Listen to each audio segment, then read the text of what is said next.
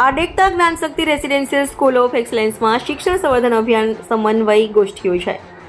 103 શિક્ષણ સંવર્ધન અભિયાન સમન્વય ગુજરાત રાજ્યની તારીખ 12, 13 અને 14 એપ્રિલ 2025ના રોજ આડેકતા Gyanshakti residential school of excellence ખેડબ્રહ્મામાં યોજાઈ, જેમાં ગોષ્ઠીની શરૂઆત દીપ પ્રાગટ્ય બાદ અદ્ભુત કથક નૃત્ય પ્રતિભા લશ્કરી આચાર્ય દ્વારા મહેમાનોનું સ્વાગત કરવામાં આવ્યું.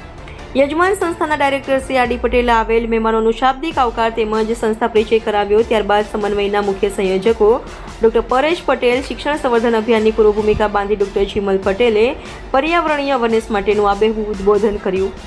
કિશોર કુમાર પોરિયા, કુલદીપ પતિ, HNGU ભાનુભાઈ પટેલ, પ્રમુખ રાજ્યપાલ આચાર્ય સંઘ, પૂર્વ સાંસદ મહેન્દ્રસિંહ ચૌહાણ પણ સમન્વય સાથે જોડાયેલ છે, તો તેમણે પણ પોતાની વાતો રજૂ કરી. સમન્વય બેઠકમાં કુણાલ પંચાલે મોબાઈલ એક સમસ્યા અને સમાધાન વિશે ખૂબ જ સુંદર માહિતી પ્રદાન કરી, તેમજ પ્રકાશ સુથાર, જેમણે પ્રવૃત્તિ અને વિજ્ઞાન, રાજેશભાઈએ માતૃભાષા સંવર્ધન ઉપર પોતાની વાત રજૂ કરી. ત્યારબાદ ડોક્ટર રોહિત દેસાઈ સાહેબે આવતીકાલનું શિક્ષણ અને શિક્ષણની આવતીકાલ ઉપર પોતાના મંતવ્ય રજૂ કર્યા.